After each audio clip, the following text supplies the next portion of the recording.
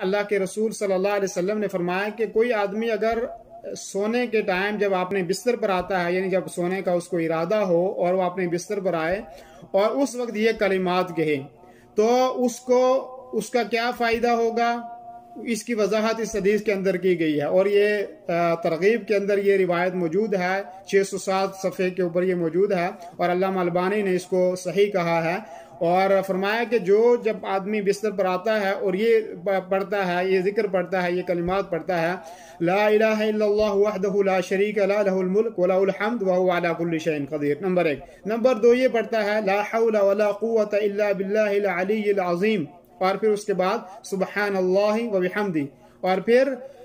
والحمد للہ ولا الہ الا اللہ واللہ اکبر۔ فرمایا کہ اگر یہ آدمی کوئی کلمات پڑھ لیتا ہے کہ جب وہ اپنے بستر پر آئے، جب سونے کا ارادہ فرمائے، تو فرمایا غفرت لہ ذنوبہ ولو کانت مثل زبد البحر، کہ اگر اس کے گناہ اللہ تبارک و تعالی بخش دے گا اگرچہ اس کے گناہ سمندر کی جاگ کے برابر بھی ہوں۔ تو بہت بڑی فضیلت ہے ان کلمات کی کہ جب آدمی سونے کا ارادہ کرے، جب اپنے بستر پر آئے تو ان کلمات کو پڑھ لے، لا الہ الا اللہ وحدہ لا شریک لہ لہ الملک ولہ الحمد وہو علی کل شیء قدیر، لا حول ولا قوۃ الا باللہ العلی العظیم، سبحان اللہ وبحمدہ والحمد للہ ولا الہ الا اللہ واللہ اکبر۔ تو اس کا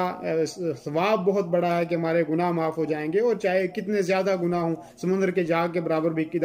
گناہ کیوں نہ ہوں، اللہ تبارک و تعالی انہیں معاف کر دے گا۔ تو اس کا اہتمام کرنا چاہیے، آسان سے ذکر ہیں، آدمی اس کو یاد کرے اور سونے سے پہلے ان کو پڑھ لے۔